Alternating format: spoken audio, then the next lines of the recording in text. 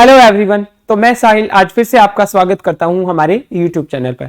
बेटा, जैसा कि आप सभी को पता है, कल हमने हमारा एक नया चैप्टर स्टार्ट किया था, कार्बन एंड इट्स कंपाउंड। तो कार्बन का कुछ जो इंट्रो था हमने वो कल पढ़ लिया था और बाकी का आज हम क्लियर कर लेंगे। ठीक है बेटा, तो चलते हैं हमारे आज के सेशन की तरफ। कल हमने पढ़ा था सिंगल कोवलेंट बॉन्ड, आज हम पढ़ेंगे double covalent bond, triple covalent bond और हमारे जो एलोट्रोप ऑफ कार्बन है। तो चलते हैं आज के सेशन की तरफ। आज के सेशन में इन्होंने सबसे पहले क्या बताया बेटा, इन्होंने बोला है फॉर्मेशन ऑफ ऑक्सीजन मॉलिक्यूल। अब आपको ये डबल बॉन्ड का और ट्रिपल बॉन्ड का एग्जांपल देके समझा रहे हैं कि अगर आपको ऑक्सीजन मॉलिक्यूल बनाना होगा तो उसकी फॉर्मेशन कैसे होगी बेटा। यहां पर आपने क्या ले लिया, यहां पर आपने एक ऑक्सीजन एटम ले लिया। जैसा कि आप सभी को पता है कि ऑक्सीजन का एटॉमिक नंबर कितना होता है बेटा, ऑक्सीजन का एटॉमिक नंबर आपका 8 होता है। कितना होता है? 8 होता है। और उसकी वैलेंस शेल में कितने इलेक्ट्रॉन होते हैं बेटा? 6 उसकी वैलेंस शेल में इलेक्ट्रॉन प्रेजेंट होते हैं। क्लियर है? अब इसको वैलेंस शेल में आपको पता है ऑक्टेट रूल क्या कहता है कि जो वैलेंस शेल है उसमें कम से कम 8 इलेक्ट्रॉन होने चाहिए, तब आपका एटम क्या होगा? स्टेबल होगा। तो इसकी वैलेंस शेल में सिर्फ 6 इलेक्ट्रॉन होते हैं। इसकी इलेक्ट्रॉनिक कॉन्फ़िगरेशन देखते हैं तो बेटा के शेल में 2 इलेक्ट्रॉन और जो आपकी एल शेल होती है उसके अंदर 6 इलेक्ट्रॉन। तो टोटल ये कितने हो गए? 8 इलेक्ट्रॉन हो गए, लेकिन वैलेंस शेल में सिर्फ 6 इलेक्ट्रॉन प्रेजेंट है। अब इनको कितने इलेक्ट्रॉन की जरूरत है? अब इनको सिर्फ 2 इलेक्ट्रॉन की जरूरत है। और ये 2 इलेक्ट्रॉन अब ये क्या करेंगे? गेन कर लेंगे, क्योंकि 6 इलेक्ट्रॉन्स को इजीली ये डोनेट करेंगे तो बेटा इनको बहुत सारी एनर्जी की जरूरत पड़ेगी। तो इससे अच्छा है कि ये क्या करेंगे? 2 इलेक्ट्रॉन्स को गेन कर लेंगे। अब देखिए इन्होंने क्या किया, इन्होंने आपको बता दिया, सेम यही चीज मैं आपको बता चुका हूं। अब ये एक दूसरा ऑक्सीजन का एटम लेते हैं, दूसरे ऑक्सीजन के एटम के साथ भी सेम यही चीज है कि इसकी वैलेंस शेल में भी क्या है बेटा? 6 इलेक्ट्रॉन है। इसको भी कितने? 2 इलेक्ट्रॉन्स की जरूरत है अपने आप को स्टेबल करने के लिए। अब यहां पर ये क्या करेंगे? To become stable 1 oxygen atom share 2 electrons with other oxygen atom. अपने आप को स्टेबल बनाने के लिए एक ऑक्सीजन एटम को 2 इलेक्ट्रॉन्स की जरूरत है। जब वो अगर 2 इलेक्ट्रॉन्स को अपनी वैलेंस शेल में से शेयर कर लेते हैं किसी दूसरे ऑक्सीजन एटम के साथ, तब वो क्या हो जाएंगे बेटा? शेयर हो जाएंगे, स्टेबल हो जाएंगे। देखिए यहां पर क्या हुआ, ये आपके दोनों ऑक्सीजन एटम थे, ये आपका एक ऑक्सीजन एटम, ये दूसरा ऑक्सीजन एटम। और जो फर्स्ट वाले ऑक्सीजन एटम के अंदर जो ये रेड कलर के जो इलेक्ट्रॉन्स आपको दिखा रखे हैं, ये 2 इलेक्ट्रॉन और दूसरे जो एटम के इलेक्ट्रॉन्स थे वो क्या हो जाएंगे बेटा? वो यहां पर बीच में एक साथ इकट्ठे हो जाएंगे और ये क्या हो जाएंगे? एक बॉन्ड बना लेंगे। कल हमने एक चीज पढ़ी थी क्या, कि जब हमारे 2 इलेक्ट्रॉन क्या करते हैं? शेयरिंग करते हैं, तो 1 पेयर ऑफ इलेक्ट्रॉन बोला जाता है कि आपका एक पेयर इलेक्ट्रॉन क्या कर रहा है बेटा? वो शेयरिंग कर रहा है, और इसी को हम बोलते हैं सिंगल कोवेलेंट बॉन्ड। लेकिन अब यहां पर कितने? अब यहां पर 4 इलेक्ट्रॉन क्या कर रहे हैं? 4 इलेक्ट्रॉन शेयरिंग कर रहे हैं। और 4 इलेक्ट्रॉन अगर शेयरिंग करेंगे तो मतलब 2 पेयर ऑफ इलेक्ट्रॉन। कितने बेटा? 2 पेयर्स ऑफ इलेक्ट्रॉन होते हैं। तो ये क्या बना देंगे? आपका डबल बॉन्ड बना देंगे। क्या बना देंगे? डबल बॉन्ड बना देंगे।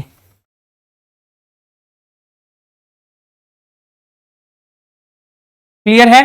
तो अब डबल बॉन्ड बना देंगे। देखिए अब इन्होंने क्या बोला कि आपका, जैसे कि आपको पता है, मैंने आपको कल ही बताया था कि जब आपका सेम एटम होगा, क्या अगर आपके सेम एलिमेंट के एटम हैं तो उनके जो इलेक्ट्रॉन्स हैं आप उनको क्या कर सकते हो? सेम सिंबल से रिप्रेजेंट कर सकते हो। या तो आप उसको डॉट लगा लो या फिर आप उसको क्रॉस ले सकते हो। लेकिन यहां पर इन्होंने डॉट ले रखा है तो हम क्या करेंगे? यहां पर देखिए बेटा, यहां पर इन्होंने इस जो ऑक्सीजन एटम थे इसके 2 इलेक्ट्रॉन्स को यहां पर रख लिया। मैं इनको थोड़ा सा रेड कर देता हूं, आपको अच्छे से दिखाई देगा। और इस ऑक्सीजन एटम के 2 इलेक्ट्रॉन्स को यहां पर रख लिया। अब ये क्या किया इन्होंने? अब इन दोनों ने अपने बीच में 4 इलेक्ट्रॉन्स को शेयर कर लिया, मतलब 2 पेयर को क्या कर लिया बेटा? शेयर कर लिया। तो अब इनके बीच में क्या होगा? अब इनके बीच में डबल बॉन्ड बन जाएगा। कैसा बॉन्ड बन जाएगा? डबल बॉन्ड बन जाएगा। इसी को हम क्या बोलते हैं? Double covalent bond. क्या बोलते हैं? देखिए अब इन्होंने बोला since total 4 electron 2 pairs are shared so we can say that, क्या अब यहां पे इन्होंने डबल बना दिया। अब इन्होंने क्या बोला? A chemical bond formed by sharing of 2 pairs of electron is called double covalent bond. जैसा कि मैंने आपको पहले ही बता दिया है कि जब आपके क्या होते हैं बेटा? 2 पेयर्स ऑफ इलेक्ट्रॉन, मतलब टोटल 4 इलेक्ट्रॉन जब क्या है? शेयरिंग करते हैं, म्यूचुअल शेयरिंग करते हैं, तो उस समय क्या होता है बेटा? वो आपका कैसा बॉन्ड होता है? वो डबल कोवेलेंट बॉन्ड बनाते हैं। क्लियर है? देखिए अब यहां पर इन्होंने बताया, अब ट्रिपल बॉन्ड का एग्जांपल बता रखा है बेटा। इन्होंने नाइट्रोजन मॉलिक्यूल ले लिया। जैसा कि आप सभी को पता है नाइट्रोजन का एटॉमिक नंबर 7 होता है बेटा, उसकी वैलेंस शेल में 5 इलेक्ट्रॉन होते हैं और 5 इलेक्ट्रॉन होते हैं तो वो क्या करेगा बेटा, एक बात बताइए, अगर वो 5 इलेक्ट्रॉन को डोनेट करता है तो 5 इलेक्ट्रॉन को डोनेट करने के लिए उसको बहुत ज्यादा एनर्जी की जरूरत होती है, लेकिन अगर वो क्या करेगा 3 इलेक्ट्रॉन को गेन करेगा तो उसको एनर्जी कम लगेगी। तो नाइट्रोजन ने क्या सोचा, नाइट्रोजन ने सोचा कि मैं एक काम करता हूं कि मैं दूसरे नाइट्रोजन एटम के साथ क्या कर लेता हूं, अपने जो वैलेंस शेल के जितने इलेक्ट्रॉन्स की मेरी कमी है उसके इलेक्ट्रॉन्स की कितनी कमी है, दूसरे के अंदर भी सेम वही चीज होगी बेटा, उसके वैलेंस शेल में उसको 3 इलेक्ट्रॉन की जरूरत है और इसको भी 3 इलेक्ट्रॉन की जरूरत है। तो ये दोनों क्या कर लेंगे, अपनी वैलेंस शेल में से 3 इलेक्ट्रॉन्स को क्या कर लेंगे, म्यूचुअल शेयरिंग कर लेंगे और म्यूचुअल शेयरिंग करने के बाद ये कैसा कोवेलेंट बॉन्ड बना देंगे बेटा, ये ट्रिपल कोवेलेंट बॉन्ड बना देंगे। देखिए अब हम एक हमारे एग्जाम्पल की थ्रू समझते हैं। यहाँ पर नाइट्रोजन लिया है, नाइट्रोजन का एटॉमिक नंबर 7 होता है बेटा और इसकी इलेक्ट्रॉनिक कॉन्फ़िगरेशन कितनी होती है, 2,5 होती है। इसकी के शेल में 2 इलेक्ट्रॉन और एल शेल में 5 इलेक्ट्रॉन। अब यहाँ पर क्या ले लिया इन्होंने, नाइट्रोजन एटम ले लिया। नाइट्रोजन एटम की वैलेंस शेल में भी आपके 5 इलेक्ट्रॉन है और इनको 3 इलेक्ट्रॉन की जरूरत है। तो क्या करेंगे बेटा, to become stable 1 nitrogen atom share 3 electron with another nitrogen atom. अपने आप को स्टेबल बनाने के लिए एक नाइट्रोजन एटम को 3 इलेक्ट्रॉन्स की जरूरत है कि वो अपनी वैलेंस शेल में से 3 इलेक्ट्रॉन को दूसरे नाइट्रोजन एटम के साथ शेयर कर ले। अब वही काम ये करेंगे बेटा, यहां पर इन्होंने क्या किया, इन्होंने देखिए ये आपका एक ऑक्सीजन नाइट्रोजन एटम है, ये आपका दूसरा नाइट्रोजन एटम है। ये क्या करेंगे बेटा, इनकी जो 3 इलेक्ट्रॉन थे, क्या जो इनकी वैलेंस शेल में 3 इलेक्ट्रॉन थे, ये क्या कर लेंगे, उनको उनके साथ शेयर कर लेंगे दूसरे नाइट्रोजन एटम के साथ। अब यहां पर क्या ले रखा है इन्होंने, एक नाइट्रोजन एटम ले लिया, एक नाइट्रोजन एटम ये ले लिया।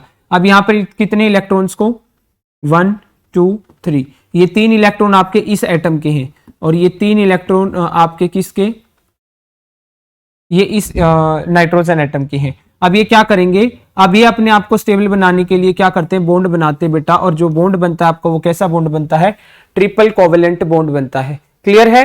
तो चलते हैं हमारे नेक्स्ट स्लाइड पर। देखिए अब इन्होंने यही चीज बताई बेटा कि जो आपका ट्रिपल बॉन्ड बनता है, ट्रिपल बॉन्ड बनने के बाद आप उसको क्या बोल सकते हो, आप उसको बोल सकते हो ट्रिपल कोवेलेंट बॉन्ड। कहने का मतलब जब आपके इलेक्ट्रॉन क्या होते हैं, जब आपके टोटल 6 इलेक्ट्रॉन क्या होते हैं, शेयरिंग होते हैं, जब आपके 6 इलेक्ट्रॉन शेयर होंगे बेटा तो उसको आप बोल सकते हो ट्रिपल कोवेलेंट बॉन्ड।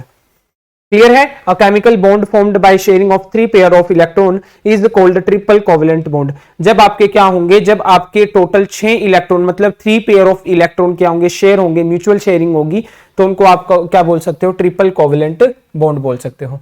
देखिए अब आती है बात नेक्स्ट हमारी formation of water molecule, methane molecule and formation of carbon dioxide molecule. बेटा अब इन्होंने क्या बोला कि हम इतने ये डबल बॉन्ड ट्रिपल बॉन्ड ये पढ़ रहे हैं, अब इनको पढ़ने का फायदा क्या है। अब बात आती है कार्बन की। सबसे मेन ये चीज किसके लिए होती है बेटा, कार्बन के लिए होती है, क्योंकि कार्बन क्या करता है, कार्बन की वैलेंस शेल में सिर्फ 4 इलेक्ट्रॉन प्रेजेंट होते हैं। उसको क्या करना पड़ता है, ना तो वो 4 इलेक्ट्रॉन को डोनेट कर सकता, ना ही वो 4 इलेक्ट्रॉन को गेन कर सकता। तो इसीलिए उसको क्या करना पड़ता है, उसको अपने 4 इलेक्ट्रॉन्स को शेयर करना पड़ता है। और आपको वो शेयरिंग वाला टॉपिक समझ में आ जाए, इसीलिए हम यहाँ पर कुछ एग्जांपल लेके आपको समझा रहे हैं। और आपको डबल बॉन्ड ट्रिपल बॉन्ड का भी पता होना चाहिए कि डबल बॉन्ड और ट्रिपल बॉन्ड क्या होता है, क्योंकि सिंगल बॉन्ड हमने कल पढ़ लिया था। एक बार दोबारा से मैं आपको रिकॉल करवा देता हूं। क्या बेटा, जब आपके टोटल 2 इलेक्ट्रॉन क्या होते हैं, अपने आप को मतलब म्यूचुअली शेयरिंग करते हैं, तो वहां पर क्या होता है, आपका सिंगल कोवेलेंट बॉन्ड होता है। और जब आपके क्या टोटल 4 इलेक्ट्रॉन शेयर करते हैं, तो वो क्या होता है बेटा, आपका डबल बॉन्ड होता है, डबल कोवेलेंट बॉन्ड बोल सकते हो आप उसको। और जब आपके टोटल 6 इलेक्ट्रॉन क्या होते हैं बेटा, जब आपके टोटल 6 इलेक्ट्रॉन शेयर होते हैं, तो उसको बोलते हैं आपका ट्रिपल कोवेलेंट बॉन्ड। अब बात सबसे पहले आती है बेटा वाटर मॉलिक्यूल की, H2O की। आपको जैसा कि सभी को पता है कि हाइड्रोजन का एटॉमिक नंबर कितना होता है बेटा, हाइड्रोजन का एटॉमिक नंबर 1 होता है। तो इसकी वैलेंस शेल में भी कितने इलेक्ट्रॉन होते हैं, सिर्फ 1 होता है। अब दूसरा आपको क्या ले रखा है यहाँ पर, दूसरा ऑक्सीजन का एटम ले रखा है, तो इसकी वैलेंसी भी आपको पता ही होगी कितनी। एक चीज दोबारा से बता देता हूँ, वैलेंसी कैसे पता चलती बेटा, जो आपकी क्या होती है, कार्बन का इसका हाइड्रोजन का एटम लेते हैं, हाइड्रोजन ये आपका न्यूक्लियस है और इसकी जो फर्स्ट शेल होगी, के शेल होगी, उसके अंदर सिर्फ क्या है बेटा, 1 इलेक्ट्रॉन प्रेजेंट है। के शेल के अंदर 2 इलेक्ट्रॉन आ सकते हैं, लेकिन इसकी वैलेंसी कितनी है, 1 है। और एटॉमिक नंबर 1 होने का मतलब क्या है कि नंबर ऑफ प्रोटॉन भी कितने हैं बेटा, 1 है। और जितने नंबर ऑफ प्रोटॉन होते हैं उतने ही आपके नंबर ऑफ इलेक्ट्रॉन्स होते हैं। तो आपके पास सिर्फ 1 इलेक्ट्रॉन प्रेजेंट है। इसकी वैलेंस शेल में जितने इलेक्ट्रॉन प्रेजेंट होते हैं, किसी भी एटम की वैलेंस शेल में जितने इलेक्ट्रॉन प्रेजेंट होंगे, वही उसकी क्या होती है बेटा, वैलेंसी होती है। लेकिन जब बात क्या होती है, जब बात आती है कि जो आपकी वैलेंस शेल में इलेक्ट्रॉन 4 से ज्यादा हो जाते हैं, मोर देन 4 हो जाते हैं बेटा, क्या, जब मोर देन 4 इलेक्ट्रॉन आपकी वैलेंस शेल में हो जाते हैं, जैसे कि आपका क्लोरीन का एग्जांपल ले लें तो उसकी वैलेंस शेल में 7 इलेक्ट्रॉन होते हैं, तो वहां पर बात क्या आती है बेटा, आप ऑक्टेट रूल के हिसाब से, क्या ऑक्टेट रूल क्या कहता है कि आपकी वैलेंस शेल में टोटल 8 इलेक्ट्रॉन होने चाहिए, तो उस 8 में से आप जितने वैलेंस शेल में इलेक्ट्रॉन होंगे 4 से ज्यादा होंगे तब बेटा, तब की बात कर रहे हैं हम। अगर क्या है कि 4 से ज्यादा इलेक्ट्रॉन आपकी वैलेंस शेल में, तो आप 8 में से उसको क्या कर दो, वैलेंस शेल के इलेक्ट्रॉन को माइनस कर दो और आपका जो आंसर आएगा वही आपकी क्या होगी, वैलेंसी होगी। तो क्लोरीन की वैलेंसी जैसा कि आप सभी को पता है कितनी होती है बेटा, 1 होती है। क्लियर है? देखिए अब यहां पर इन्होंने बता दिया क्या, कि जो आपकी हाइड्रोजन एटम की वैलेंसी कितनी है, आपके हाइड्रोजन एटम की वैलेंसी है 1। क्लियर है? Atomic number of oxygen, atomic number of oxygen का एटॉमिक नंबर 8 होता है और उसकी इलेक्ट्रॉनिक कॉन्फ़िगरेशन 2 और 6 होती है और उसकी वैलेंसी कितनी होती है बेटा, 2 होती है। अब 2 कैसे आई, अभी जो मैंने आपको चीज बताई थी, क्योंकि टोटल 8 इलेक्ट्रॉन चाहिए होते हैं उसको वैलेंस शेल में, 8 इलेक्ट्रॉन में से 6 इलेक्ट्रॉन को अगर माइनस करेंगे तो उसकी वैलेंसी कितनी होगी, 2 होगी। क्लियर हो गई ये चीज, वैलेंसी 2 कैसे आई। और जो हमारी वैलेंस शेल होती है जिसके अंदर क्या होते हैं बेटा, इलेक्ट्रॉन, जो आखिरी वाली शेल होती है उसी को क्या बोलते हैं, वैलेंस शेल बोलते हैं, और वैलेंस शेल में जितने इलेक्ट्रॉन होते हैं उन्हीं को क्या बोलते हैं, वैलेंसी बोलते हैं बेटा। क्लियर है? अब इन्होंने बोला how many electrons will they share, तो अब ये क्या करेंगे, अब इन्होंने बोला कि आपके पास हाइड्रोजन के पास वैलेंस शेल में 1 इलेक्ट्रॉन है, ऑक्सीजन के पास 6 इलेक्ट्रॉन है, तो अब ये अपने कितने इलेक्ट्रॉन्स को शेयर करेंगे, क्योंकि ऑक्सीजन को तो अगर स्टेबल होना है तो ऑक्सीजन को कितने इलेक्ट्रॉन्स की जरूरत है, 2 इलेक्ट्रॉन की जरूरत है, लेकिन हाइड्रोजन के पास तो 1 इलेक्ट्रॉन है उसकी वैलेंस शेल में। तो यहां पर क्या होगा, यहां पर हम 2 हाइड्रोजन एटम के साथ 1 ऑक्सीजन एटम का क्या करवा देंगे, बॉन्डिंग करवा देंगे बेटा, क्योंकि दोनों हाइड्रोजन एटम के पास 1-1 इलेक्ट्रॉन है और उन दोनों को भी कितने इलेक्ट्रॉन की जरूरत है, 1-1 इलेक्ट्रॉन की जरूरत है। देखिए अब यहां पर क्या होगा,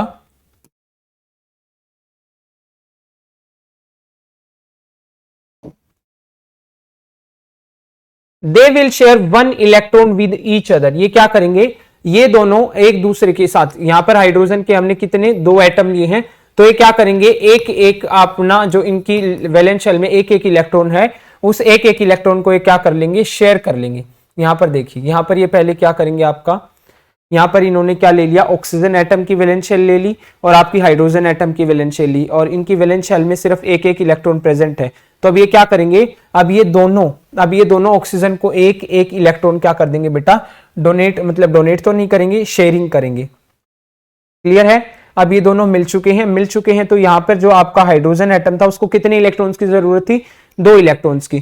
तो आपके अगर हाइड्रोजन एटम की बात करें तो हाइड्रोजन एटम के यहां पर 2 इलेक्ट्रॉन कंप्लीट हो चुके हैं, उसकी वैलेंस शेल क्या हो चुकी है, उसका डुप्लेट कंप्लीट हो चुका है, और इस हाइड्रोजन एटम का भी डुप्लेट कंप्लीट हो चुका है। अब बात करें ऑक्सीजन की, ऑक्सीजन के ऑक्टेट कंप्लीट करने के लिए उसको 8 इलेक्ट्रॉन की जरूरत थी, 6 उसके पास ऑलरेडी थे।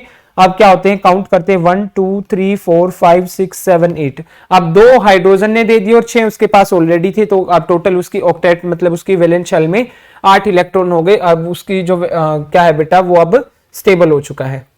अब बात आती है मीथेन मॉलिक्यूल की, formation of methane molecule. Methane क्या होता है बेटा, का मीथेन होता है कार्बन जिसके अंदर 1 होता है उसको बोलते हैं मिथ, और यहाँ पे आपके साथ 4 क्या होता है, सिंगल बॉन्ड के लिए एन आता है, क्या होता है, सिंगल बॉन्ड के लिए एन आता है, ये आपका मीथेन होता है बेटा।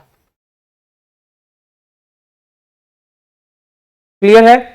एटॉमिक नंबर ऑफ हाइड्रोजन आपको पता है, ये भी हमने पढ़ा है, 1 होता है, उसकी वैलेंसी 1 होती है, और आपका जो कार्बन होता है उसकी कितने बेटा, उसके अंदर जो एटॉमिक नंबर 6 होता है उसकी वैलेंस शेल में 4 इलेक्ट्रॉन प्रेजेंट होते हैं, उसकी वैलेंसी कितनी होती है, 4 होती है। अब यहां पर देखें, यहां पर इन्होंने क्या बोला, आपको पता है जैसा कि कार्बन की वैलेंस शेल में 4 इलेक्ट्रॉन प्रेजेंट होते हैं।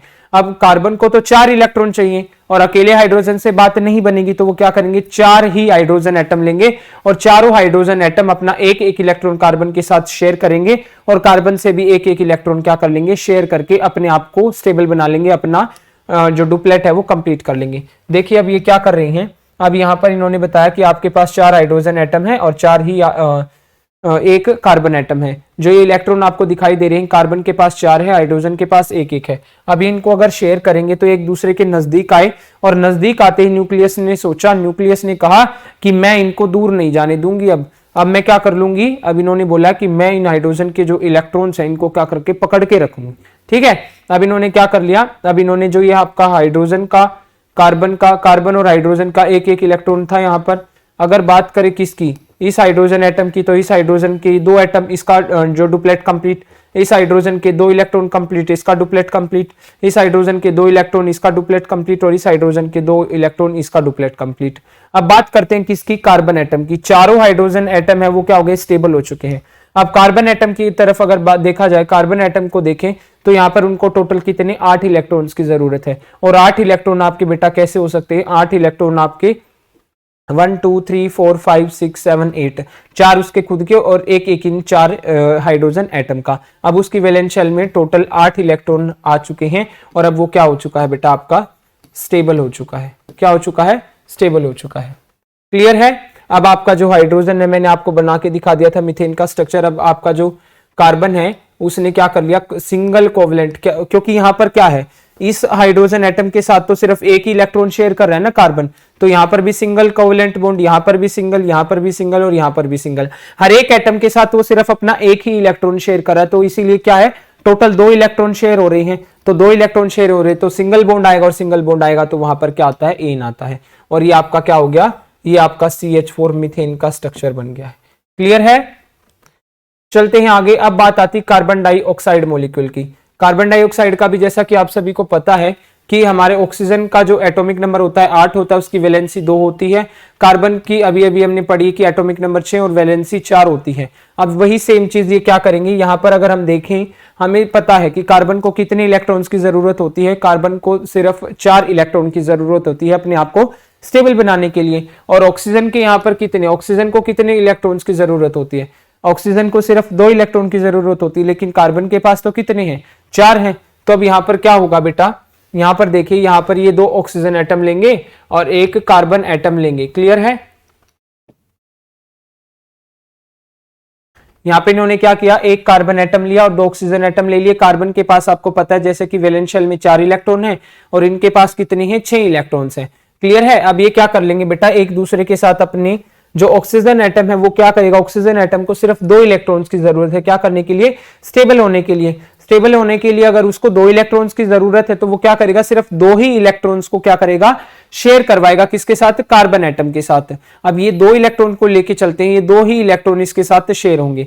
अगर इसको 2 की जरूरत है, वो अपने आप में अब स्टेबल हो गया इसके, लेकिन ये तो स्टेबल नहीं हुआ, इसको तो अभी भी कितने इलेक्ट्रॉन्स की जरूरत है, 2 इलेक्ट्रॉन उसके मिल गए, 4 इसके खुद के हो गए, अभी भी तो इसके पास तो 6 ही इलेक्ट्रॉन हुए, इसकी वैलेंस शेल में तो टोटल 8 इलेक्ट्रॉन होने चाहिए थे। अब दूसरा ऑक्सीजन एटम क्या करेगा, अपने आप को स्टेबल बनाने के लिए वो भी कार्बन एटम के साथ क्या करेगा, बॉन्ड बनाएगा और अपने 2 इलेक्ट्रॉन कार्बन के साथ शेयर करेगा, और कार्बन के पास टोटल 8 हो जाएंगे और ये जो ऑक्सीजन एटम है ये क्या हो जाएंगे, स्टेबल हो जाएंगे। अब ये तीनों क्या हो जाती हैं, तीनों मिल जाते हैं और अपने कितने बेटा, अपने अब ये 2-2 इलेक्ट्रॉन को क्या है, शेयर कर लेते हैं, मतलब टोटल 4 इलेक्ट्रॉन को शेयर कर लेते हैं, 2 आपके ऑक्सीजन के, 2 आपके कार्बन के, 2 ऑक्सीजन के, 2 कार्बन के। जब आपके टोटल 4 इलेक्ट्रॉन शेयर होते हैं बेटा, तो वहां पर कैसा, 2 पेयर ऑफ इलेक्ट्रॉन, मतलब कि 2 पेयर ऑफ इलेक्ट्रॉन अगर शेयर होते तो वहां पर डबल बॉन्ड आता है।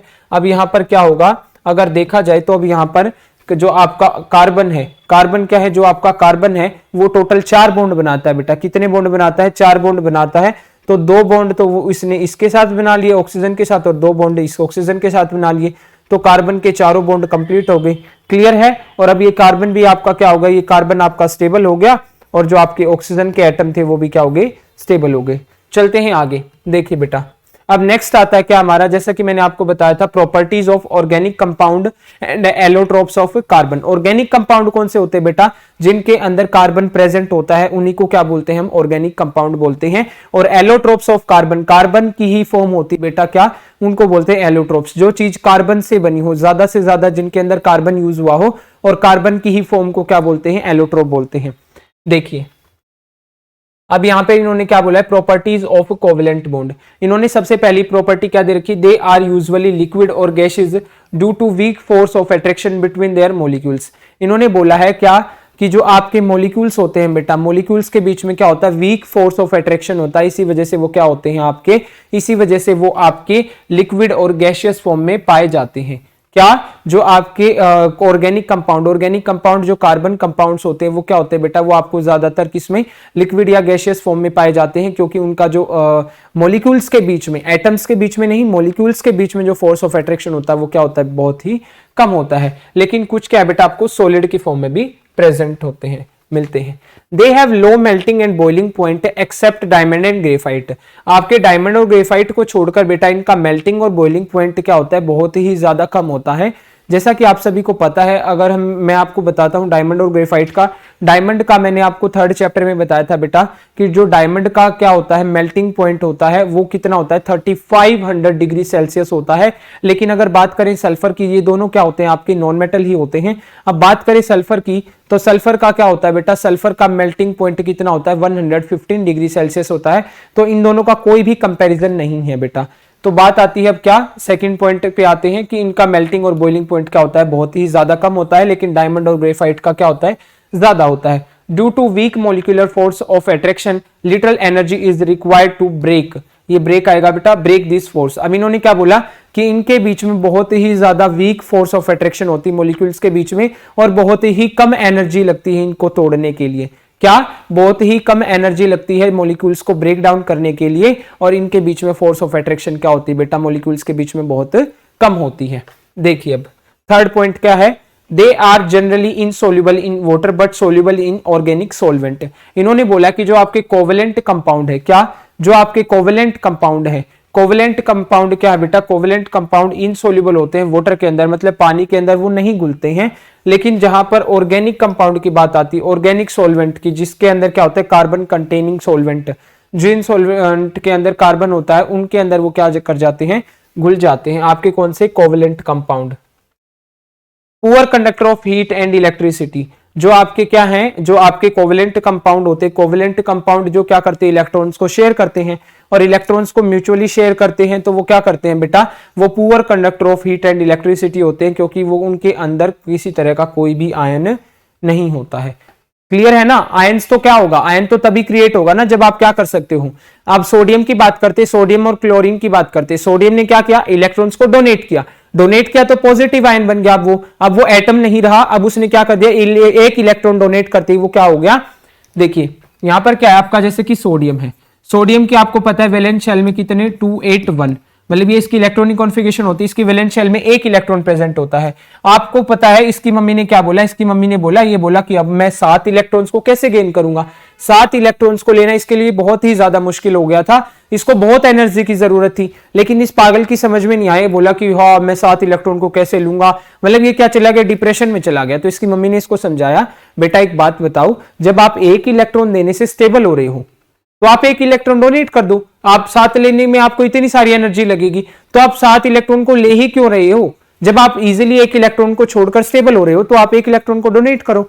तो इसने क्या किया, इसने एक इलेक्ट्रॉन को डोनेट कर दिया। एक इलेक्ट्रॉन को डोनेट करते ही क्या हो गया बेटा, एक इलेक्ट्रॉन को डोनेट करते ही अब ये क्या हो गया, सोडियम एटम की बजाय अब ये सोडियम आयन बन गया, इसके ऊपर पॉजिटिव चार्ज हो गया, ये कैटायन बन गया। क्लियर है। तो अब क्लोरीन ने भी वही सोचा, क्लोरीन ने क्या सोचा, क्लोरीन के पास वैलेंस शेल में 7 इलेक्ट्रॉन होते हैं, क्योंकि उसका एटॉमिक नंबर 17 होता है, 287 उसकी इलेक्ट्रॉनिक कॉन्फ़िगरेशन होती है। तो इसने क्या किया, इसने कहा कि मम्मी, सोडियम की मम्मी ने समझाया कि आप क्या करो, आप इलेक्ट्रॉन्स को डोनेट कर दो। तो जो क्लोरीन था, क्लोरीन ने भी क्या किया, क्लोरीन ने कहा कि मैं भी अपने 7 इलेक्ट्रॉन को डोनेट कर देता हूं, मैं एक इलेक्ट्रॉन नहीं लेता हूं, मैं 7 इलेक्ट्रॉन को डोनेट कर देता हूं, वो इजी काम है। तो उसकी मम्मी ने बोला कि बेटा वो उसके लिए इजी था, आपके लिए नहीं, आपके लिए एक इलेक्ट्रॉन लेना इजी है। आप जब 7 इलेक्ट्रॉन को बाहर निकालोगे तो आपको इतनी सारी एनर्जी की जरूरत पड़ेगी, लेकिन जब आप एक इलेक्ट्रॉन को क्या करोगे, लोगे, तो आपको सिर्फ इतनी सारी एनर्जी की जरूरत पड़ेगी। तो आपके लिए इजी क्या चीज हुई, आप पागल मत बनो, सोडियम ने अपना फायदा देखा है, तुम्हारा नहीं। वो सोडियम की मम्मी ने उसको ठीक बताया है, लेकिन अब मैं आपकी मम्मी हूं तो मैं आपको ठीक बता रही हूं, आप मेरी बात मानो, आप 7 इलेक्ट्रॉन्स को डोनेट करने की बजाय आप एक इलेक्ट्रॉन को क्या कर लो, गेन कर लो, और गेन करते ही आप क्या बन जाओगे, आप स्टेबल हो जाओगे। लेकिन गेन करने के बाद इसके ऊपर नेगेटिव चार्ज आ जाएगा, तो ये क्या बन जाएगा, आपका एनायन बन जाएगा। और एनायन मतलब क्या कि अब ये क्लोरीन एटम की बजाय एक आयन बन गया। तो यही बात इन्होंने क्या बोल रखी थी बेटा, इन्होंने बोल रखा था क्या, लास्ट पॉइंट, कि इनके अंदर आयंस नहीं होते, और जहां पर एनायन और कैटायन नहीं होंगे तो वो क्या होंगे, एनायन कैटायन मतलब इलेक्ट्रॉन्स की जब मूविंग होती है, मूविंग ऑफ इलेक्ट्रॉन ही क्या करता है बेटा, इलेक्ट्रिसिटी को या हीट को कंडक्ट करता है। तो यहां पर आयन होंगे ही नहीं तो वो मूव कहां से करेंगे, और इसी वजह से क्या होते हैं, poor conductor of heat and electricity होते हैं। चलते हैं हमारे नेक्स्ट स्लाइड पर। अब क्या है, अब बात आती है अकरेंस ऑफ कार्बन, कि कार्बन ही इतना ज्यादा क्यों प्रेजेंट है। वैसे तो हमने देखा था कि अर्थ क्रस्ट में 0.02% प्रेजेंट होता है, वो 0.02% को आप ये मत मानिए कि वो बहुत ही कम प्रेजेंट होता है हमारे एटमॉस्फेयर के अंदर, हमारी अर्थ क्रस्ट के अंदर। एटमॉस्फेयर में कितना प्रेजेंट था, 0.03, और अर्थ क्रस्ट में 0.02। क्लियर है ना। तो यहां पर अब बात आती है कार्बन की अकरेंस की, कि कार्बन आपको क्या है, अगर देखा जाए तो बेटा आपका कार्बन है ना वो 3 मिलियंस कंपाउंड बना चुका है, उससे भी ज्यादा बेशक होंगे। अगर क्या है काउंटिंग की जाए, देखा गया है कि 3 मिलियन से भी ज्यादा कार्बन के कंपाउंड आपको देखने को मिलते हैं। तो अकेला वो 0.02% और 0.03% आपको कितना सारा कार्बन कंपाउंड दे रहा है। अब यहां पे इन्होंने बोला कि कार्बन आपको दो फॉर्म में मिलता है, एक आपका क्या फ्री स्टेट में और एक आपको कंबाइंड स्टेट में। फ्री स्टेट में आपको पता ही है, फ्री स्टेट में आपको कैसे मिलता है, आपको जो आपका डायमंड होता है, ग्रेफाइट होता है, बकमिनिस्टर, फलरीन, ये तीनों क्या होते हैं बेटा, एलोट्रोप्स होते हैं। किसके, कार्बन के एलोट्रोप्स होते हैं। होते तो और भी सारे हैं लेकिन ये आपको क्या मिलते हैं, ये आपको फ्री स्टेट में मिलते हैं। फ्री स्टेट कहने का मतलब क्या कि ये जल्दी किसी के साथ रिएक्ट नहीं करते हैं और आपको ये फ्री स्टेट में मिल जाते हैं। आप अगर इनको क्या करोगे, इनकी खुदाई करके आप इनको बाहर निकालोगे तो क्या आप उनको इजीली क्या है, विदाउट किसी तरह की कोई रिफाइनिंग या फिर उनको मतलब क्या है, उनको प्योर मेटल की तरह एक्सट्रैक्ट, मतलब किसी और से आपको एक्सट्रैक्ट नहीं करना पड़ेगा। मेटलर्जी प्रोसेस की कोई जरूरत नहीं है। आप उन्हें उसको निकाला और निकालते क्या कर दिया, दुकान वाले के पास आप उसको बेच सकते हो। क्लियर है। अब बात आती है कंबाइंड स्टेट की। कंबाइंड स्टेट में आपको कार्बन क्या है, कार्बन डाइऑक्साइड की फॉर्म में मिल सकता है, कार्बन कार्बोनेट की फॉर्म में मिल सकता है। जैसे कि लाइमस्टोन इन्होंने एग्जांपल दे रखा है, कार्बोनेट कैसे, कैल्शियम कार्बोनेट, क्या बेटा CaCO3, ये आपका कैल्शियम कार्बोनेट होता है और लाइमस्टोन को ही बोलते हैं कैल्शियम कार्बोनेट। ठीक है बेटा, यहां पर आपको कार्बन तो मिल रहा है, क्या मिल रहा है, कार्बन मिल रहा है ना, किसके साथ मिल रहा है, लेकिन ये कार्बोनेट की फॉर्म में मिल रहा है। क्लियर है। अब देखिए, अब थर्ड क्या दे रखा है इन्होंने, फॉसिल फ्यूल, फ्यूल्स की फॉर्म में जैसे आपका कोल हो गया, पेट्रोलियम हो गया, नेचुरल गैसेस होगी, LPG CNG, इनमें भी आपको क्या मिल रहा है, इनमें भी आपको कार्बन मिल रहा है, लेकिन वो किस फॉर्म में मिल रहा है, कंबाइंड फॉर्म में, मतलब किसी के साथ मिला हुआ है बेटा। वो प्योर फॉर्म में, जैसे डायमंड में कार्बन आपको मिल रहा था, ग्रेफाइट में आपको कार्बन मिल रहा था, प्योर फॉर्म में कार्बन आपको क्या है, इनमें नहीं मिल रहा है। देखिए चलते हैं आगे। अब बात करते हैं एलोट्रोप्स ऑफ कार्बन की। जैसा कि मैंने अभी आपको बताया, the various physical forms in which an element can exist are called allotropes of element. इन्होंने बोला कि जो आपका कार्बन है वो अलग अलग फिजिकल फॉर्म में क्या होता है, प्रेजेंट होता है, और उन्हीं को क्या बोलते हैं, एलोट्रोप्स ऑफ कार्बन। तो मेनली आपकी अभी 10th क्लास के अकॉर्डिंग आपके 3 ही एलोट्रोप्स होते हैं। आपका पहला होता है डायमंड, दूसरा होता है ग्रेफाइट और तीसरा बकमिनिस्टर फलरीन। तो ये आपका है क्या, ग्रेफाइट। क्या होता है बेटा, ग्रेफाइट। क्लियर है। ये है आपका बकमिनिस्टर फलरीन।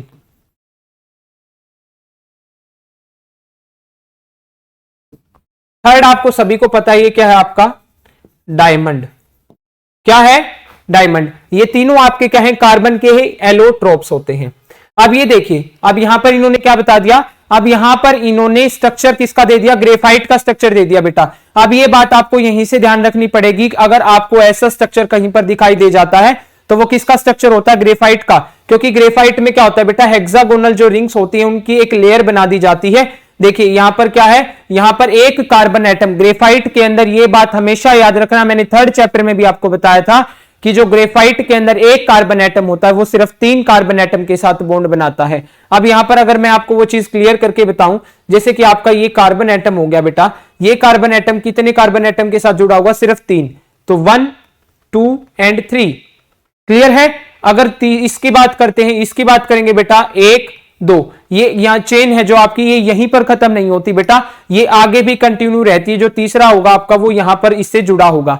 तो मैं मतलब जो आपकी समझने की बात है कि जो आपका ग्रेफाइट के अंदर कार्बन एटम होता है वो सिर्फ 3 एटम के साथ क्या करता है, बॉन्ड बनाता है। क्लियर है। और वो किस में होता है, वो लेयर्स में होता है। समझ में आ गया आपको। अब बात करते हैं किसकी, बकमिनिस्टर फलरीन की। डायमंड दे दिया बेटा इन्होंने। डायमंड क्या है, डायमंड के अंदर जो आपका स्ट्रक्चर होता है वो इसके अंदर क्या होता है, जो कार्बन होता है वो हमेशा क्या है, वो 4 बॉन्ड बनाता है। क्या बनाता है, 4 बॉन्ड। एक कार्बन एटम 4 कार्बन एटम के साथ बॉन्ड बनाता है। जैसा कि अब मैं आपको क्लियर करके बताऊं, ये जो आपका कार्बन एटम है इसने क्या है, देखिए 4 इलेक्ट्रॉन्स सॉरी 4 कार्बन एटम के साथ बॉन्ड बना रखा है। और अगर आपका पेपर में कार्बन का स्ट्रक्चर ड्रॉ करना आ जाता है बेटा सीबीएसई के अकॉर्डिंग, आप इसी स्ट्रक्चर को अगर ड्रॉ करोगे तो आपका कोई नंबर नहीं कटेगा। क्लियर है? आप इस स्ट्रक्चर को ड्रॉ करके आ सकते हो अगर आपसे डायमंड का स्ट्रक्चर पूछा जाए तो। और इनके बीच में कितना एंगल होता है बेटा 109.27 मिनट समथिंग ऐसा होता है, 109 डिग्री 27 मिनट समथिंग आपका इनका एंगल होता है। क्लियर है? अब बात आती है किसकी, बकमिनिस्टर फुलरिंग की। बकमिनिस्टर फुलरिंग के अंदर क्या है बेटा, इसके अंदर आपके 60 कार्बन की एक चेन होती है और ये क्या होती है, ये चेन आपकी जुड़ी हुई होती है, मतलब ये आपको फुटबॉल की शेप में, इसमें हेक्सागोनल और आपको कैसी, इसके अंदर पेंटागन और जो आपकी हेक्सागन है, मतलब कि 6 कार्बन एटम और आपके 5 कार्बन एटम एक दूसरे के साथ जुड़े होते हैं। क्लियर है? देखिए अब बात करते हैं किसकी, डायमंड और ग्रेफाइट के बीच में डिफरेंस करते हैं इनका। ये आपको पता ही है, ये आपका किसका स्ट्रक्चर होता है बेटा, डायमंड का स्ट्रक्चर होता है, और ये आपका किसका होता है, ग्रेफाइट का। आपके पेपर पॉइंट ऑफ व्यू से ये दोनों ही इंपॉर्टेंट है। बकमिनिस्टर फुलरिन आप सिर्फ याद रख लीजिएगा उसको, थोड़ा सा मतलब पेपर पॉइंट ऑफ व्यू से इतना इंपॉर्टेंट नहीं है वो।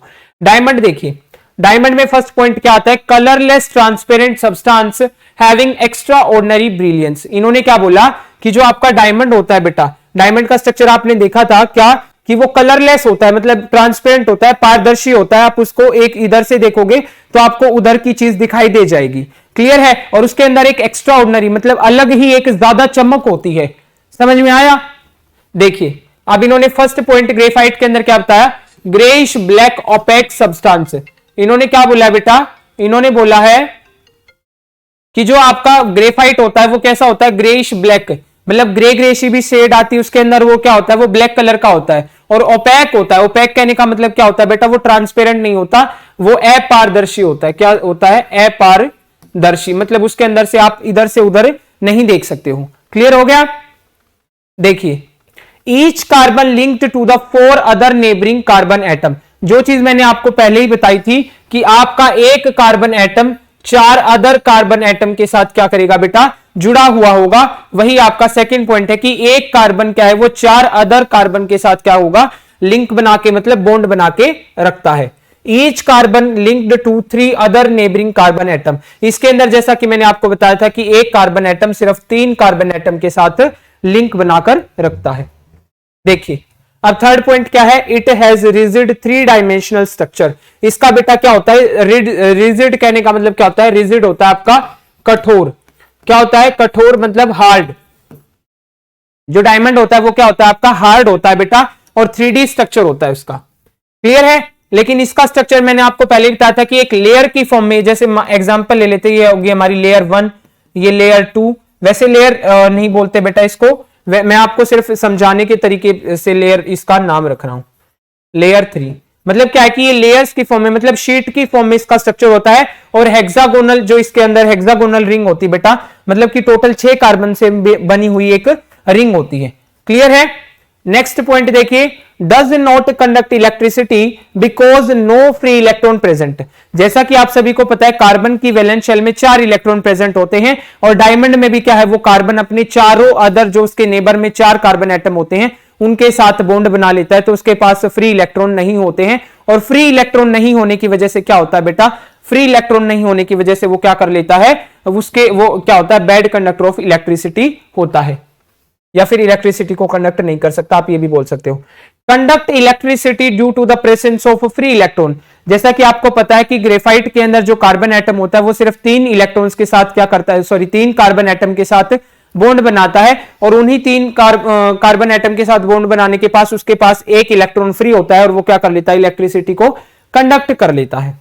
नेक्स्ट पॉइंट आता है एक्सट्रीमली हार्ड एंड हैवी। अब वो क्या है, रिजिड का मतलब मैंने आपको बताया था कठोर। कठोर अगर कोई चीज होगी तो क्या होगा बेटा, वो हार्ड होगी। क्या होगी, हार्ड। जो आपका डायमंड होता है आपको सभी को पता है कि वो क्या होता है, हार्ड होता है। वो इतना इजीली मतलब इतना सॉफ्ट नहीं होता कि आप उसको थोड़ा सा प्रेशर लगाओगे, फोर्स लगाओगे तो क्या टूट जाएगा, बिल्कुल भी नहीं। वो बहुत ही हार्ड होता है और हैवी होता है, भारी होता है। उसका soft and light as compare to diamond. Diamond के कंपैरिजन में जो ग्रेफाइट होता है बेटा वो क्या होता है, सॉफ्ट होता है, हल्का होता है, लाइट वेट होता है। क्लियर है? देखिए चलते हैं आगे। अब यहाँ पर इन्होंने यूजेस बता रखे हैं।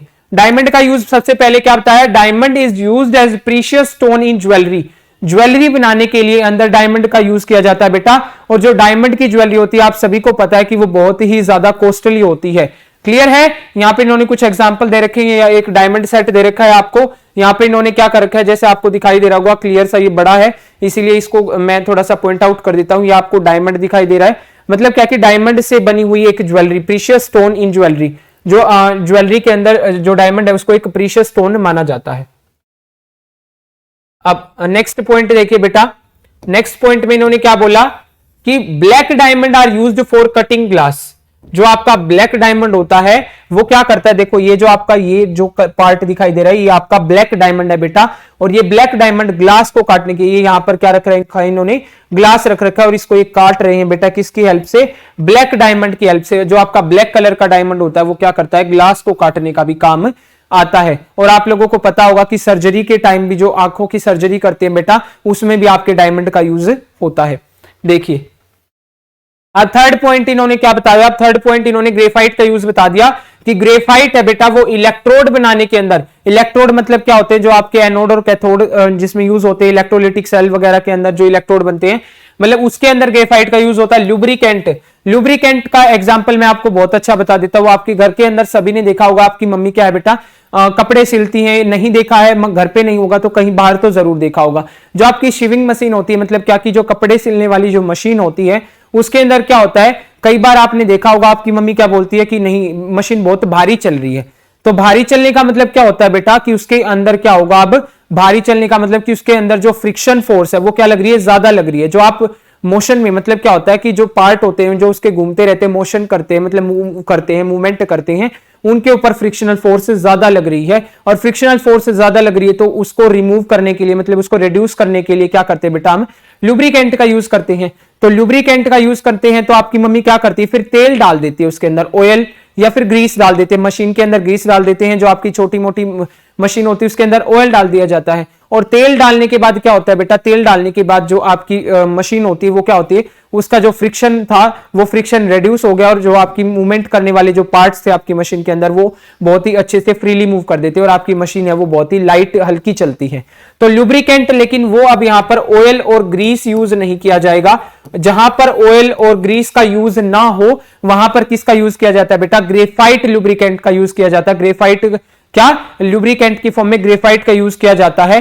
ग्रेफाइट का यूज करने से बेटा वहां पर आग लग सकती है, लेकिन इसीलिए वहां पर क्या है, मशीन के अंदर उसको बहुत ही अच्छे से सावधानी से उसका यूज किया जाता है। And third one is lead pencil. Lead pencil कहने का मतलब क्या होता है, जो आपकी पेंसिल होती है बेटा उसके जो आपकी स्टार्टिंग वाला जिससे पॉइंटर से आप लिखते हो वो किससे बन, उसी को क्या बोलते हैं, लेड बोलते हैं। और वो किससे बनी होती है बेटा, ग्रेफाइट से बनी होती है। मार्केट के अंदर अभी क्या है, मार्केट के अंदर जो आपकी प्योर ग्रेफाइट की पेंसिल भी आ चुकी है। पहले क्या था कि मिक्सचर होता था, वो प्योर ग्रेफाइट की नहीं होती थी, लेकिन अब क्या है, प्योर ग्रेफाइट की पेंसिल भी आ चुकी है। देखिए अब इन्होंने क्या बोला, इन्होंने बोला electric conductors which are connected to positive और negative terminal of the battery cathode and anode. जो आपके इलेक्ट्रिक कंडक्टर्स होते हैं वो किससे जुड़े होते हैं, बैटरी के पॉजिटिव और नेगेटिव टर्मिनल से जुड़े होते हैं। और वो बैटरी के पॉजिटिव एंड नेगेटिव टर्मिनल कौन से होते हैं, एनोड और कैथोड होते हैं। और वो इलेक्ट्रोड के अंदर ही आते बेटा, और उनको बनाने के लिए किसका यूज किया जाता है, ग्रेफाइट का यूज किया जाता है। अब सेकंड मैंने आपको क्या बताया था, लुब्रिकेंट बताया था। क्या बताया था, लुब्रिकेंट। ये देखिए यहां पर इन्होंने ग्रेफाइट लुब्रिकेंट की एक ट्यूब दे रखी है और इसका यूज कहां पर करते हैं बेटा, इसका यूज हम मशीन्स में करते हैं जहां पर किसका, ऑयल और ग्रीस का यूज नहीं किया जाता है। ठीक है। Substance used to reduce the friction between moving part.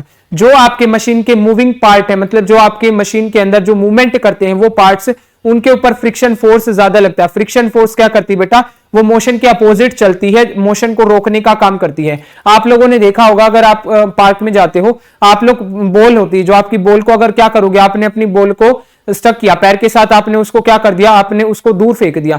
दूर फेंकने के बाद ये तो नहीं होता कि आपकी बॉल है वो कंटिन्यूअसली क्या करती है, लात मारने के बाद वो आपकी बॉल है वो मूव करती रहती है, मतलब कभी रुकती नहीं है। वो रुकती किस वजह से है, क्योंकि जो फ्रिक्शनल फोर्स है बेटा वो उसके अपोजिट लग रहा है। क्या अपोजिट लगता है, किसके, मोशन के, कौन, फ्रिक्शन फोर्स। अगर आपका मोशन इस डायरेक्शन से जा रहा है तो आपकी जो फ्रिक्शन फोर्स है वो उस डायरेक्शन से आके उस बॉल को रोकने का काम करती है। और वही काम आपका मशीन के अंदर होता है, क्या कि जो आपके पार्ट्स मूवमेंट करना रोकना चाहते हैं, फ्रिक्शन फोर्स उनको क्या कर देती है, रोकने का काम करती है। और उसी फ्रिक्शन फोर्स को रिड्यूस करने का काम कौन करता है, आपका लुब्रिकेंट करता है। अब थर्ड आता है आपका लेड पेंसिल। लेड पेंसिल आप सभी ने देखा होगा, आजकल जो नई पेंसिल आती है उनके साथ ये जो आपकी पेंसिल होती है उनके साथ ये जो लेड आते हैं, ये किसके बने होते हैं बेटा, ये प्योर ग्रेफाइट के बने होते हैं। क्लियर है, ये सभी जो आपके दिखा रखे पेंसिल की जो लेड होती है किसकी बनी होती है, ग्रेफाइट की बनी होती है। चलते हैं हमारी नेक्स्ट स्लाइड की तरफ। अब बात आती है किसकी, अभी हमने डायमंड और ग्रेफाइट के बारे में पढ़ लिया है, अब बात करते हैं फलरीन के बारे में, जो हमारा थर्ड एलोट्रोप है। ये भी किसका एलोट्रोप है, कार्बन का एलोट्रोप है। ये स्ट्रक्चर दे रखा है बेटा इन्होंने, किसका है, ये फलरीन का स्ट्रक्चर है। फलरीन का स्ट्रक्चर है बेटा। इसके अंदर क्या होता है, इसके अंदर आपके 60 कार्बन की ये चेन होती है और इसके अंदर आपका पेंटागन और हेक्सागन रिंग होते हैं। क्लियर है, यहां पर आप दिखाई दे रहा होगा 1 2 3 4 5 5 कार्बन क्या है, 5 कार्बन से मिलके एक रिंग बनी हुई है, ये आपकी पेंटागोनल रिंग हो गई। अगर आप देखो 1 2 3 4 5 6, ये आपकी क्या है, ये एक आपकी हेक्सागोनल रिंग है। हेक्सागोनल और पेंटागोनल रिंग क्या है, कार्बन की वो एक रिंग बनी होती है और उन दोनों रिंग से मिलके क्या बनती है, टोटल 60 कार्बन का एक क्या बनता है आपका, एक आपकी स्फेयर शेप की, मतलब फुटबॉल की शेप की आपका एक स्ट्रक्चर बन जाता है। और वो किसका स्ट्रक्चर होता है, आपका फलरीन का स्ट्रक्चर होता है, जैसा कि आपको दिखाई दे रहा है। अब ये किसने arranged in the shape of a football, और उनको एक फुटबॉल की शेप में अरेंज कर दिया जाता है। It looked like geodesic dome designed by US architect Buckminster Fuller. इन्होंने बोला है कि जो आपकी यूएस के अंदर एक साइंटिस्ट थे, आर्किटेक्ट थे सॉरी, जिनका नाम क्या था, बकमिनिस्टर फुलर। उन्होंने क्या किया था, उन्होंने यूएस के अंदर एक डोम, मतलब क्या है कि एक गुंबद तैयार किया था बेटा। वो गुंबद किस तरीके का बनाया है, इन्होंने बिल्कुल इसी शेप स्ट्रक्चर के अकॉर्डिंग इन्होंने उस गुंबद को तैयार किया है और उस गुंबद को नाम क्या दे दिया था, जियोडेसिक डोम, मतलब जियोडेसिक गुंबद। तो अगर आपको जियोडेसिक गुंबद देखना है तो आप अपने फोन पे जल्दी से सर्च कर लीजिएगा कि जियोडेसिक गुंबद किसने बनाया और कैसा होता है। वो बिल्कुल आपको ऊपर से इसी तरीके का दिखेगा, उसके ऊपर आपको इसी शेप की जो ये है पेंटागोनल और हेक्सागोनल रिंग्स दिखाई देती हैं। ये है हमारे कौन, हमारे आर्किटेक्ट। देखिए बेटा, अभी तक हमने क्या पढ़ा, एलोट्रोप्स के बारे में पढ़ लिया। अब बात करते हैं किसकी, कार्बन के वर्सेटाइल नेचर की, कैटिनेशन प्रॉपर्टी की, टेट्रावैलेंसी की। क्या होता है versatile nature of carbon, versatile nature of carbon के बारे में पढ़ेंगे। कैटिनेशन क्या होता है वो भी हम पढ़ेंगे। टेट्रावैलेंसी क्या होती है और टाइप्स ऑफ ऑर्गेनिक कंपाउंड भी हम इसे वीडियो में पढ़ेंगे। देखिए वर्सेटाइल नेचर ऑफ कार्बन क्या होता है बेटा, आपका carbon form covalent bond. Carbon आप सभी को पता है कोवेलेंट बॉन्ड बनाते हैं। कोवेलेंट बॉन्ड क्या होते हैं आपके, जिसमें आपकी इलेक्ट्रॉन्स की शेयरिंग होती है। यहां तक क्लियर हो गया। The nature of these covalent bond enable carbon to form larger number of compound. मैंने आपको जो चीज बोली थी कि 3 मिलियन से भी ज्यादा आपके कार्बन के कंपाउंड हमारे नेचर के अंदर प्रेजेंट होते हैं, उसका कारण यही है बेटा क्या, कि उसका वर्सेटाइल नेचर। क्या वो क्या करता है बेटा, जो आपका कार्बन होता है वो कोवेलेंट बॉन्ड बनाता है और वो कोवेलेंट बॉन्ड ही उसको क्या कर देता है, उसको अपने ज्यादा से मतलब क्या कि लार्ज नंबर ऑफ कंपाउंड बनाने के लिए क्या करता है, उसको प्रोत्साहित करता है कि आप बनाते रहो, आप कंपाउंड बनाओ, हम आपके साथ हैं। क्लियर है। तो चलिए आगे। इन्होंने बोला the number of carbon compound are recently estimated to be about 3 million, मतलब लगभग 3 मिलियन आपके क्या है कार्बन के कंपाउंड आपको पता है, वो चीज हमने पहले ही पढ़ ली है। ठीक है। What could be the reason for this, अगर सोचा जाए तो इसके पीछे कारण क्या है।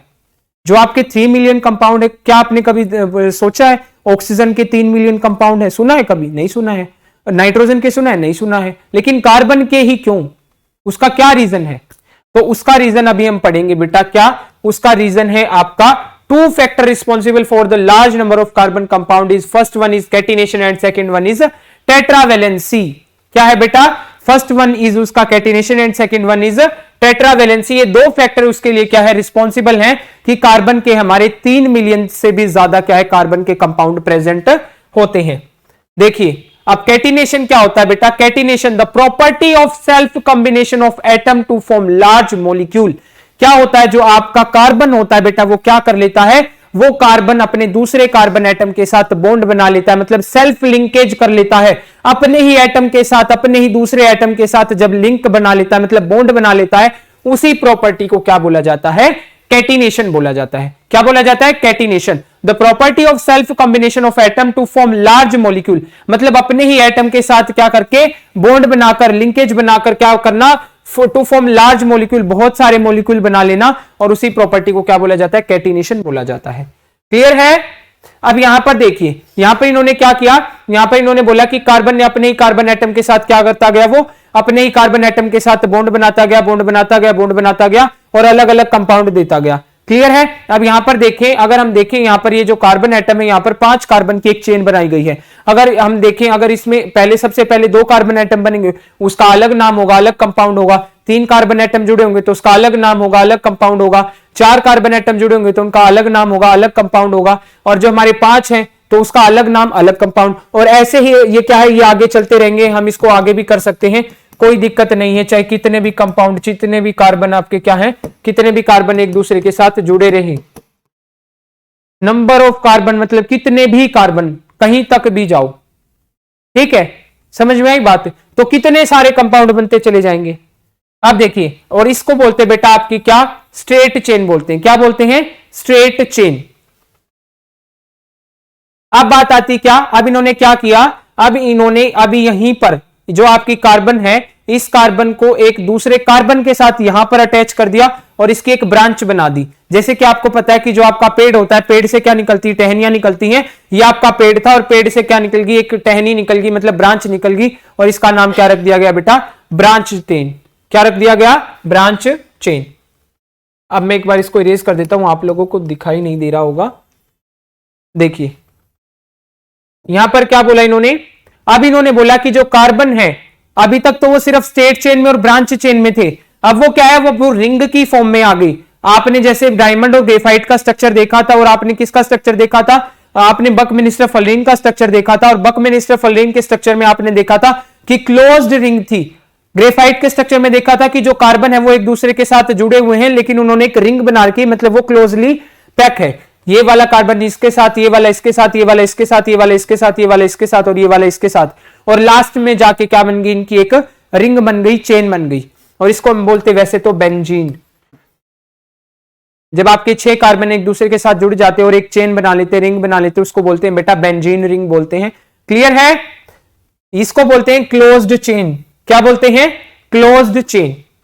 देखिए कार्बन एटम में be linked by single, double और ट्रिपल बॉन्ड। जैसा कि आप सभी को पता है कि कार्बन है वो क्या है, वो सिंगल बॉन्ड में भी जुड़ सकता है, डबल बॉन्ड में भी जुड़ सकता है, और ट्रिपल बॉन्ड में भी जुड़ सकता है। क्लियर है। एक बार इसको इरेज कर देते हैं।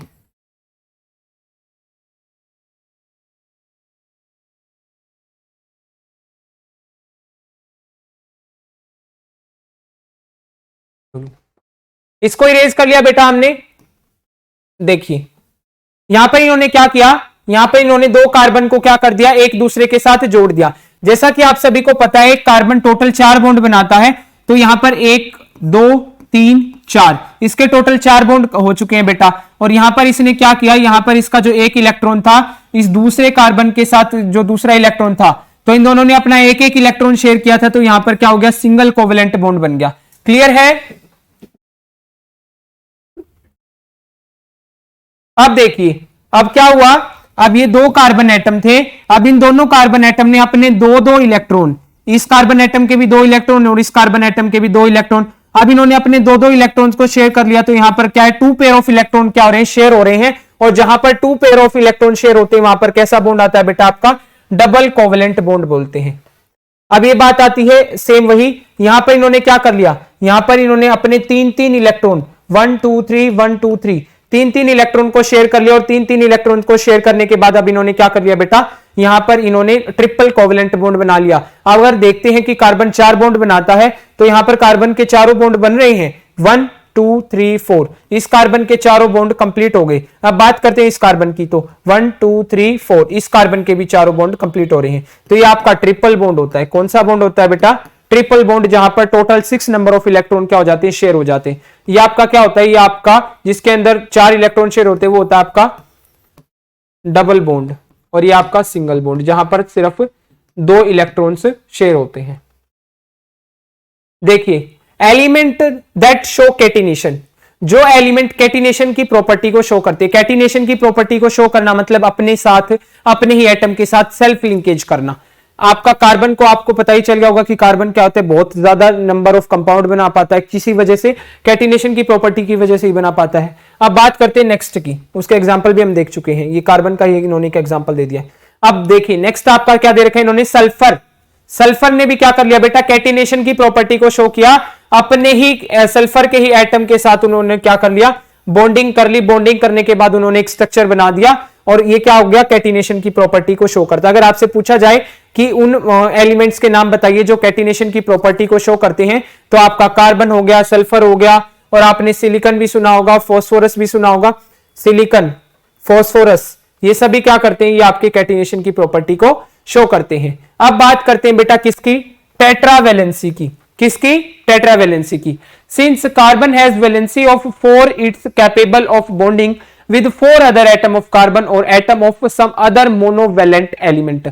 अब इन्होंने बोला कि जैसा कि आप सभी को पता है कि कार्बन क्या करता है, ये 4 बॉन्ड बनाता है। तो वो 4 बॉन्ड किसके साथ बनाएगा, या तो वो अपने ही किसी दूसरे एटम के साथ बनाएगा, या फिर वो क्या करेगा बेटा, मोनोवेलेंट एटम के साथ, मोनोवेलेंट एलिमेंट के साथ बनाएगा।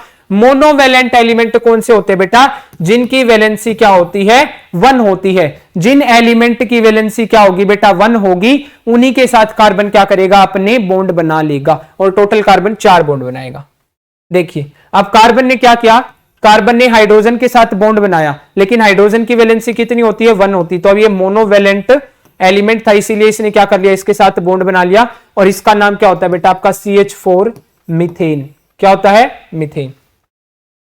अब यहां पर क्या होता है, एक मिनट रुकिए, यहां पर अब देखिए क्लोरीन को भी हम जोड़ सकते हैं। ये जरूरी नहीं है बेटा कि आपका हाइड्रोजन ही जुड़ेगा चारों तरफ, आपका क्लोरीन भी जुड़ सकता है। क्लोरीन की भी वैलेंसी कितनी होती है, 1 होती है। आपका यहां पर इसको हटाकर भी आप क्लोरीन को जोड़ सकते हो, इसको हटाकर भी आप क्लोरीन को जोड़ सकते हो, और इन तीनों को हटाकर क्या है, मतलब चारों को हटाकर भी आप क्लोरीन को जोड़ सकते हो। मतलब टोटल क्या है कि आप चारों क्लोरीन भी जोड़ सकते हो, चारों हाइड्रोजन भी जोड़ सकते हो, ऐसा कुछ नहीं है। क्लियर है। At the beginning of 19th century, compound obtained directly or indirectly form। जब 19th सेंचुरी की शुरुआत हुई, जो आपके कंपाउंड थे, कार्बन कंपाउंड थे, वो डायरेक्टली भी आपको मिलते थे और इनडायरेक्टली फॉर्म में भी मिलते थे। तो डायरेक्टली आपको पता है किस फॉर्म में, प्लांट्स और एनिमल की फॉर्म में क्या है, वो आपको डायरेक्टली मिलते थे। Organic compound obtained from mineral, इन्होंने बोला कि कंपाउंड ऑब्टेन्ड फ्रॉम मिनरल वो क्या होते हैं, आपके ऑर्गेनिक कंपाउंड होते हैं। अब क्या बोला है, For organic compound, it was postulated that a vital force was necessary for their synthesis। इन्होंने बोला कि ऑर्गेनिक कंपाउंड को क्या करने के लिए, पोस्टुलेट करने के लिए, मतलब किसी तरह की एक फोर्स की जरूरत पड़ती थी उनको क्या करने के लिए, सिंथेसाइज करने के लिए। क्लियर है।